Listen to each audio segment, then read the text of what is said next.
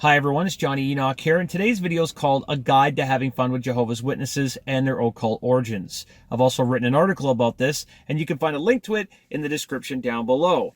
But I just want to say that I have a great deal of respect for people of all faiths, of all religious backgrounds. It doesn't matter what denomination of Christian you might be, or if you're Jewish, Muslim, Buddhist, Sikh, Hindu, Zoroastrian, Janist. I love talking about theology because I am a student of comparative religion. So today's video is not meant to look down on anyone or make them feel bad about their beliefs. I just wanted to discuss these topics openly and honestly so we can engage people from an intellectual and spiritual perspective so we can all grow together. And I've had many great conversations with friends of mine who are ex-Jehovah's Witnesses who have shared heart-wrenching stories with me that after they left the Jehovah's Witness organization, they were disavowed from their families, they were excommunicated, they were no longer allowed to see them. And this is very troubling because this is a very cult-like structure. I've also done a lot of research into the Jehovah's Witnesses myself and discussed them at length with Jordan Maxwell, who shared with me all sorts of interesting perspectives about their history and symbolism. But it seems like no matter where we travel to in the world, we always run into Jehovah's Witnesses. Even recently, we were in the Caribbean, and every day on our way to the beach, we would see American Jehovah's Witnesses who were on vacation, who before they could start their day off and go to the beach, they'd have to set up a booth at the side of the road and hand out watchtowers. And after they were satisfied that they talked to so many people, they could pack up their things, bring out their beach towel, and go to the beach like everyone else. And you might be wondering why they feel it's necessary to do that. And I'm going to get to that very shortly. But I've also been out in nature on a hike, and I'll be out in the middle of nowhere, sitting on a rock, enjoying some fresh mountain air, and looking at all the little birds and creatures, and up in the distance there'll be a little rustling in the bushes, and out from the trees will emerge two Jehovah's Witnesses and proceed to hand me watchtowers. And I kind of feel sorry for them in a way because I know how to throw some real biblical zingers their way about the Ecumenical Council, the Council of Nicaea. They start talking to me about Daniel, and I say, well, did you know that Daniel presided over all the darkest arts in Babylon, and his name was Belteshazzar? And I usually am thinking to myself, I bet you after they left, they were probably saying, I really wish we never talked to that guy in the first place. But in all honesty, I've had some really great conversations with the Jehovah's Witnesses, and I always do so from a respectful place, and we usually end up agreeing on many things, and they're great people, just like any of us. So there's no need to be hostile, there's no need to be aggressive. We're all just spiritual beings on this journey together. Anyways, here's where we get into the really interesting stuff, because there is a really fascinating occult history to the Jehovah's Witness organization and how some of their beliefs came together. And in order to understand that, we have to go back to the mid to late 19th century, so that is the late 1800s. And our story begins with a man named Charles T. Russel, or Charles Taze Russell. And he was a wealthy man, and his father was a very influential Freemason. And he also came from Philadelphia, which is important for you to know. Philadelphia is known as the city of brotherly love because there was a lot of Masonic brothers. And this is not an anti-Masonic video by any means, but if we think about Philadelphia and how important it was to the founding fathers even, and all the things that happened during that period, and everyone that was inspired by looking at the mysteries and studying mysticism, you can just look over at Joseph Smith, for example, the founder of the Mormons, and see the similarities with Masonic temples and the Mormon temple in Salt Lake City, Utah. Anyhow, Charles T. Russell had a lot of very interesting ideas. This man was fascinated by Egypt. We know he traveled there twice. He visited the Great Pyramid, and when he went to the Great Pyramid, he had many of his own theories. He said, well, this thing must have been built during the Hyksos period by slaves, and so if it was put together in such a way, it's a timeless sermon in the stone. He saw the subterranean chambers of the pyramid, and he said, well, this is an encoded message of man's descent into sin. And he linked this in his biblical chronology that he was using to the book of Daniel to determine when the world was going to end, when Jesus was going to become king, and all these different prophecies he started to put together. But at the same time, he was following around a man known as William L. Miller in the Millerites. Now, Russell had the Russellites, but Miller, we could kind of say, just like the American beer, it's Miller time. But Miller's church was called the Adventists, and he was a fire and brimstone preacher. Anyhow, so he follows him around up to a certain point, and there was a very important group that we hear about in those times called the International Bible Students Association, or the IBSAs. And how you can remember this is it sounds like irritable bowel syndrome with IBS, okay? So it's IBSA. And that's also a very important detail for you to know when you're talking to the Jehovah's Witnesses, because they'll understand this part of their history very well. So Charles T. Russell's following him around and associated with these different groups. And at some point, he decides that he doesn't like Miller's ideas much. And that's to be understandable, because Miller had this idea that everyone was going to hell, and Charles T. Russell didn't like that idea. He had his own ideas. In fact, he was doing his thing with Egypt. We know Charles T. Russell, even on his materials, he had, the Egyptian disc of the sun with the wings. He had this sort of mystical connection there that he believed he was on. So he said, well, okay, I'm going to take what I like from Miller, and I'm going to just pull this all away, and I'm going to get the hell out of there. And it's actually very interesting when we look over at Miller's Adventists, because later on they became the Seventh-day Adventists, and the Seventh-day Adventists were vegetarian Sabbath keepers who started associating with a woman named Ellen G. White.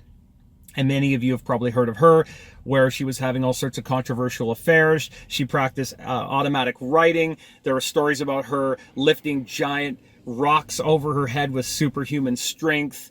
And she had connected these chimeras, half animal, half human hybrids, to the time of Noah on earth. And she said they would return during end times. And hey, I hear we have chimeras now, so maybe it's the end times. But something else had happened during that time period which would influence all the churches abroad. There was an organization called British Israel. Now, British Israel has influenced many of these groups with their doctrines. They have these teachings about the lost tribes of Israel, and those are that Jesus is king. And when we look at the descendants of David, and we go to Jacob, who also became known as Israel, and Israel from the Egyptian mysteries is Isis, Ra, and El, by the way. When we look at the descendants known as Ephraim and Manasseh, and in their teachings, this was to be known as Britain and America, the true rulers of the world. Now, if you adopted these doctrines and you incorporated them into your teachings, you received a very generous trust fund from some of the world's wealthiest banking families. And I'm not going to name any names, but I urge you all to do your own research about this. You'll be very surprised. They're still living off these trust funds today. Also, if you're wondering what churches took these teachings on, we don't have to look any further than the Adventists, the Christadelphia group, the Jehovah's Witnesses, the Mormons, and later on the Worldwide Church of God with Herbert W. Armstrong, who came out of the Adventists. But that is a totally different story. Eventually, they moved their headquarters from Philadelphia over to New York. And that's very symbolic, according to Jordan Maxwell, because when we look over at what York, England represented, York was where Rome had ruled England from. That's why there was a statue of Julius Caesar there. But when we look over at New York, that was the new world power. Hence, well, we have the Tribeca there, the UN, which rules the world, the Statue of Liberty. And so by the Jehovah's Witnesses moving their center to New York City, this was a very powerful place. We then start to follow along over to the establishment of the International Zion Watchtower Association. And this was established in 1881. It later became the International Watchtower Association. Now, that's a very interesting term to pay attention to there, because all through the symbolism and literature here, when we follow around Charles T. Russell, we find Masonic and Templar symbolism, which has opened up so many debates on whether he was involved with Freemasonry. It most certainly would appear that he was, because if you look at the Templar cross, the way that it's shaped with the little crown, he even has that in the cemetery where he's buried. There is a very bizarre tombstone there that is in the shape of the Great Pyramid, and it has his name next to this Templar cross, and we find that again and again in his materials. Even the watchtower is the Templar watchtower that we get from the René Le Chateau over in southern France. So here's a very peculiar guy through and through. He's making his own predictions, he's establishing his own religion, and this is a very interesting story, to say the least. So now that you know their background story and how it all came together, here's where you can have some fun and ask them a few questions. You can say to them, according to the International Watchtower Association and JW.org, it says that Jesus became king in 1914. Who made him king? And coincidentally, that just so happens to be the year that your church was established. I don't see a conflict of interest there by any means. Do you? Anyhow, ask them, if he just became king in 1914, what was he doing 2,000 years prior to that? Was he drinking lattes and playing mini golf?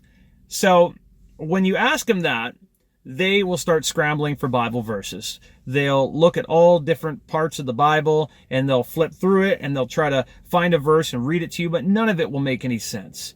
The more tech-savvy Jehovah's Witnesses will pull out an iPad, they'll go to jw.org, and they'll try to show you a comic strip. They'll reference the book of Daniel, and by the way, the book of Daniel has been used over and over again with them for failed predictions. Also linked to the pyramid and the strange chronology of Charles T. Russell to show that the world was ending, or when Jesus was coming back, or when his kingdom was there, or when he was becoming king. So keep that in mind when you're having this conversation with them.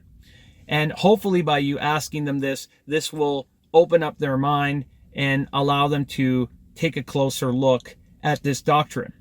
The next question that you can ask them is, okay, I understand that Jesus became king in 1914, but something very strange happened in 1916. This same hand of Jehovah that came down and chose your organization to have the ultimate truth. Nobody else had the truth. In fact, it was so perfect and so divine that it made Jesus king in 1914. I understand that a man came along in 1916 to your church, and his name was Joseph Franklin Rutherford. So that's Joseph F. Rutherford. Judge Rutherford, actually. And this man, when he was assigned to head the Jehovah's Witness church, he was not only a drunk, he really enjoyed his whiskey, but the first thing he did was throw out everything that Charles T. Russell said and said it's all nonsense, it's all BS, the pyramid is from the devil, everything that he said is trash. On top of that, he made the FBI's most wanted list. He was thrown in jail for sedition. He criticized the war. And in his own words, he made an ass out of himself. And the Jehovah's Witnesses do not want you to know about this man. This is a black mark on their history, but you've got to keep in mind that this man was chosen by this same authority that they were established with in 1914. Lastly, one of the self-preservation mechanisms of the Jehovah's Witness church or the organization on how they keep growing so rapidly is that they have this belief, as we were talking about at the beginning of the video, that they have to go do endless door knocking, standing on every street corner, handing out watchtower literature to you. And remember, that's the Templar watchtower that we find on there. They'll also link that to a Bible verse, but it's very clear from the other symbology of, we know exactly what it is. Anyhow, they believe that only 144,000 people can be saved and go to heaven. If you ask them where that comes from, they'll tell you that it comes from Revelation 7 and 14 in the Bible, where we find the number 144,000. But here's what you need to know. The whole Bible is not only organized with biblical numerology and sevens, but we also find gematria, which we see very clearly in the book of Psalms. So if you use the Kabbalah and you use this biblical numerology, you're going to understand what the number 144,000 means. According to Manly P. Hall, it's very simple. we take the 1 plus the 4 plus 4 equals 9. And because you spend 9 months in the womb while your mother is pregnant with you, this is the collective number for man. So the inside esoteric joke here is that we all get saved, we all go to heaven, and I most certainly believe that is the case because I have interviewed people who have had near-death experiences, and they have told me as such that we all go to the spirit side when we die. We all cross over, we all do the panoramic 360-degree life review, and we're reunited with our family and friends because our consciousness is a non-local awareness. But anyhow, these people believe that only 144,000 people since the beginning of time are going to get to go there. And it's only the most sanctimonious, the most pious, perfect of the Jehovah's Witnesses who have done the most recruiting that will actually get to go to heaven. The rest of them, if they're very good and they do a lot of door knocking and a lot of handing out of flyers, they're going to get to go to a new earth while they await the Messiah. The rest of you are out of luck, according to them, because you do not have the golden ticket. But there is hope. If you start handing out watchtowers on the street corner and recruiting more people into the flock, you might have the opportunity to get there. Anyhow, I do want to stress again that by me sharing this information today, I'm not doing so in order to make anyone feel bad for their beliefs. We're not trying to make people look bad, but we want to engage them from an intellectual and spiritual perspective so that we can all grow and evolve together. And if you've had any experiences with the Jehovah's Witnesses, or maybe you're an ex-JW, I want to hear about them. Drop a comment below and tell us all about it. And until next time, remember to like, subscribe, and share this video with your friends. And I'll meet you all at that place behind closed eyelids.